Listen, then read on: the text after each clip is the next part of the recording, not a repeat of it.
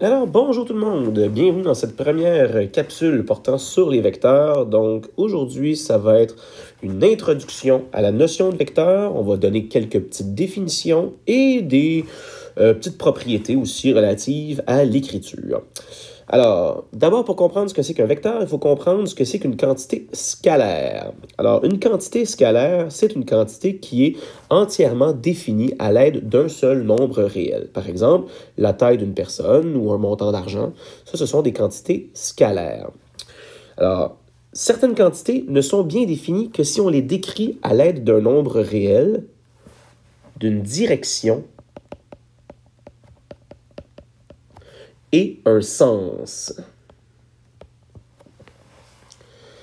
Ce qu'on appelle l'orientation. Alors, effectivement, les quantités scalaires ne sont pas suffisantes pour décrire toutes les quantités possibles en mathématiques et en sciences. Par exemple, si on s'en va à 25 km/h vers le nord, ben là, l'information de la direction est importante à prendre en compte aussi pour décrire ce qui se passe.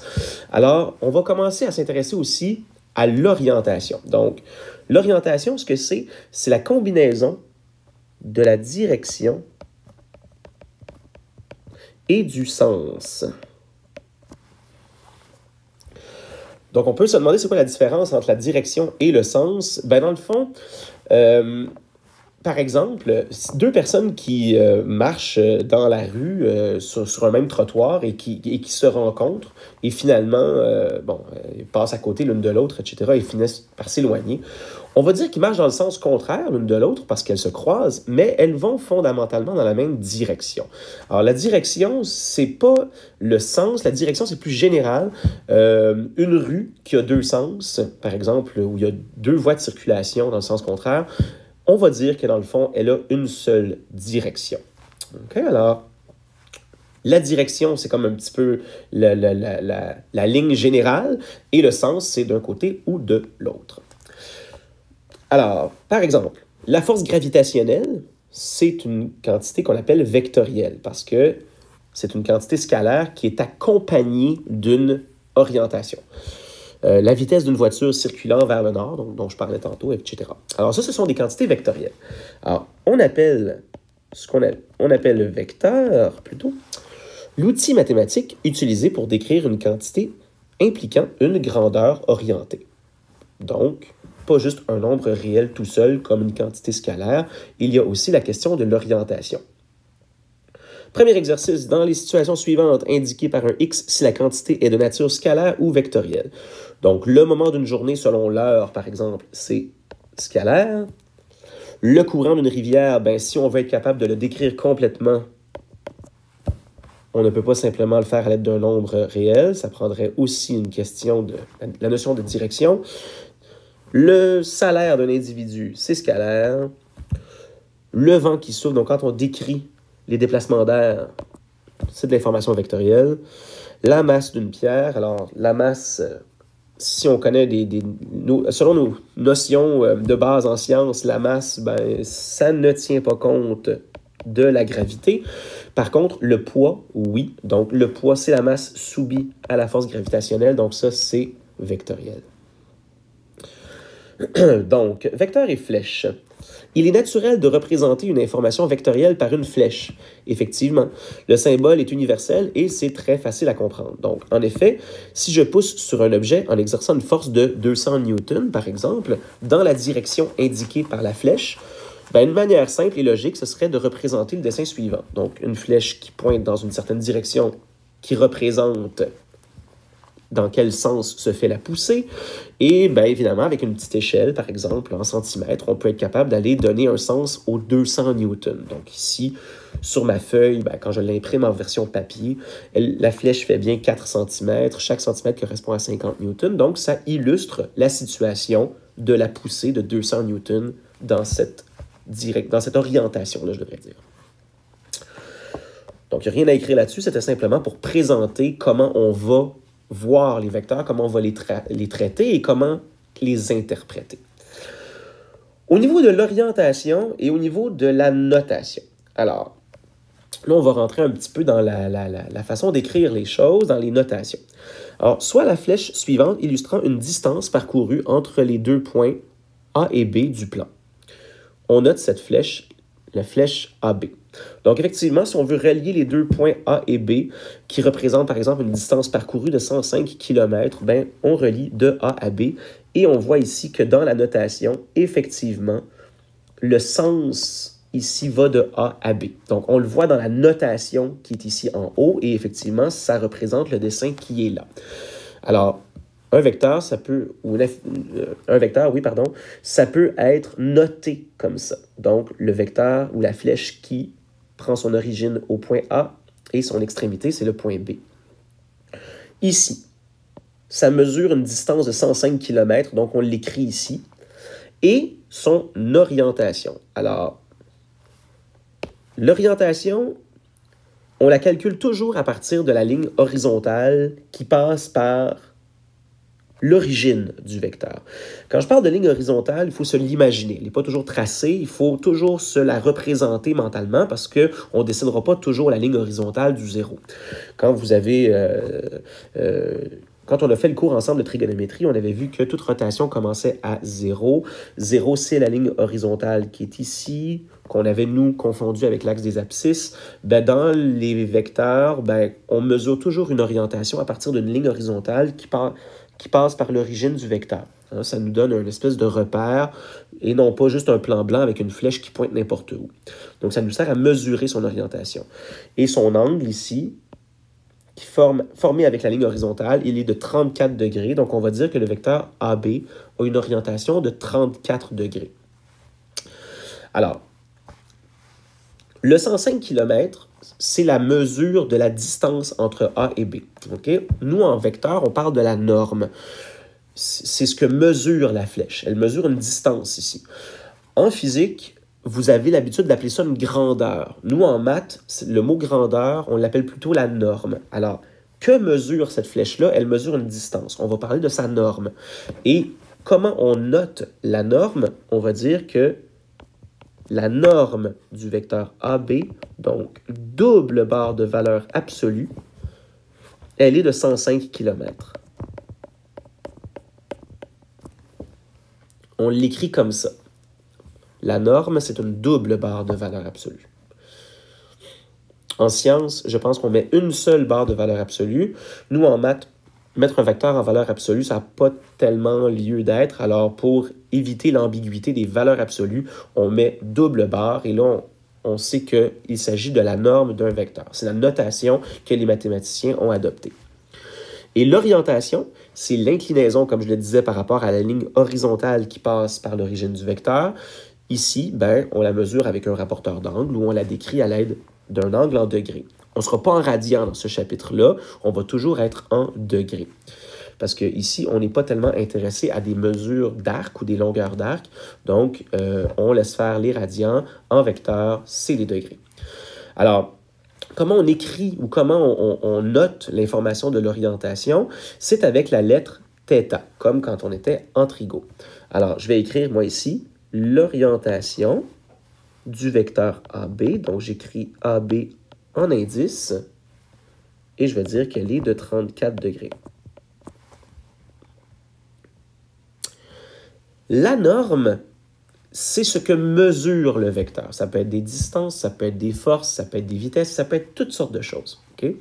Mais c'est toujours un nombre réel positif. Alors, la norme, c'est un nombre réel positif. Concrètement, ce ne sera jamais une mesure négative.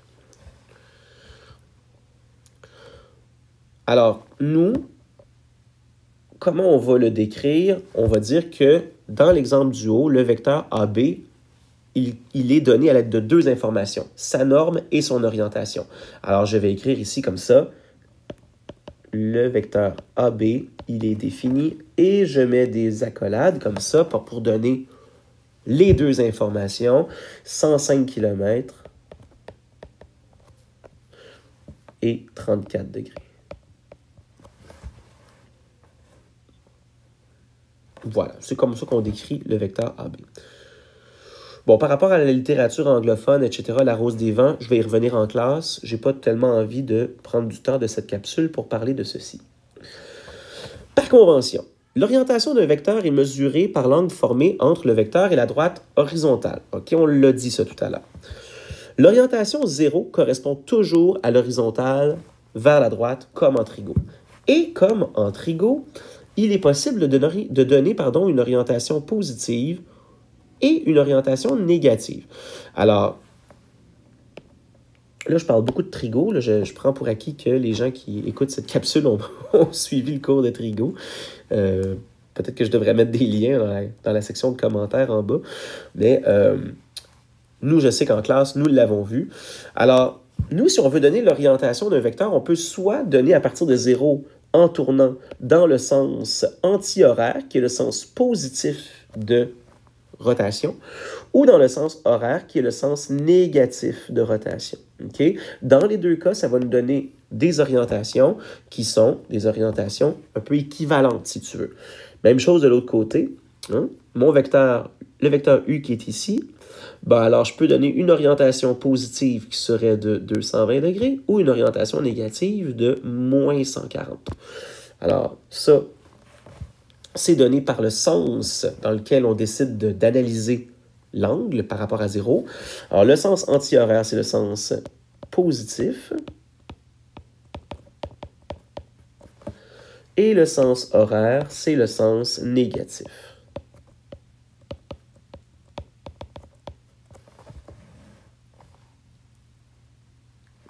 Donc, ce sont des manières équivalentes de donner l'orientation.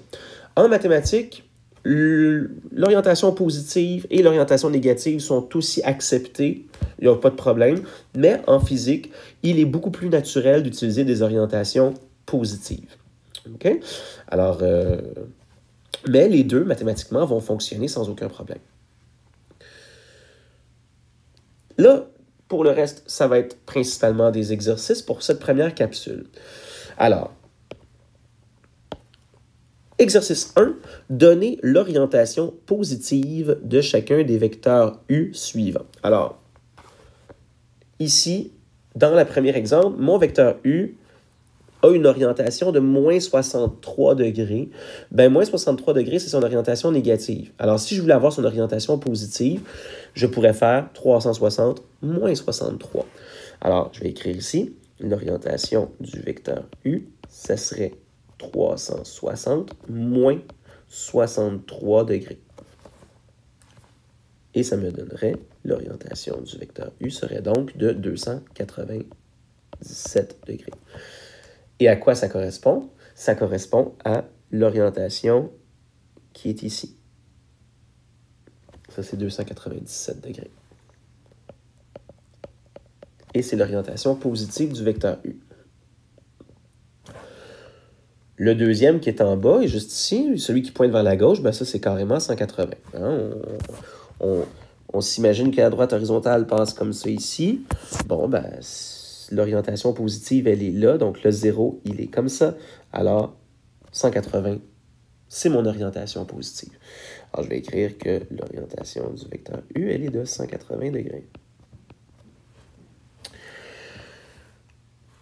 Troisième vecteur qui est ici, donc on voit qu'il forme un angle de 32 degrés avec une droite perpendiculaire à la ligne du 0. Donc, je vais dire que ça serait finalement 90 moins 32. Alors, l'orientation du vecteur U, 90 moins 32, ça ferait 58 degrés. Et c'est cet angle-là qui est ici, qui mesurerait 58 degrés. Bien entendu, tout ça n'est pas à l'échelle. Ah oui, donc j'ai peut-être oublié de mentionner ça, mais dans ce chapitre-là, nous, en maths, on va très peu utiliser de rapporteur d'angle. Nous allons plutôt travailler avec des croquis, mais des valeurs quand même exactes.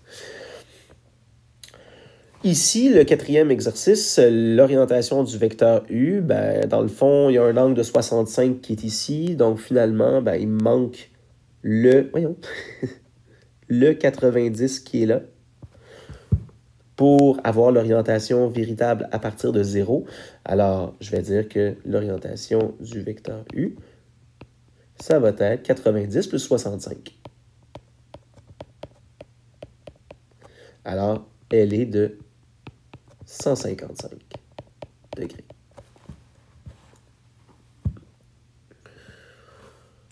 Et ainsi de suite. Donc, je ne ferai pas nécessairement tous les exercices. Je vais regarder ces deux derniers-là ici et ça complétera cette première capsule. Alors, le vecteur U, qui est, là, je suis dans l'exemple qui est situé en haut à droite ici.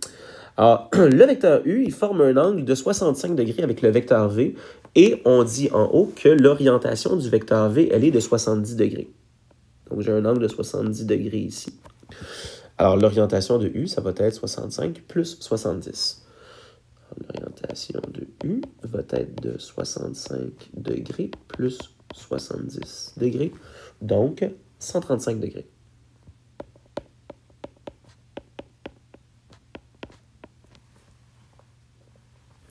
Et dans le dernier exemple, ici-bas, ben, on voit qu'il y a un angle droit entre les vecteurs U et V, et je vous donne l'orientation du vecteur V qui est de moins 25 degrés. Donc, autrement dit, ici, il y a un angle de moins 25 degrés.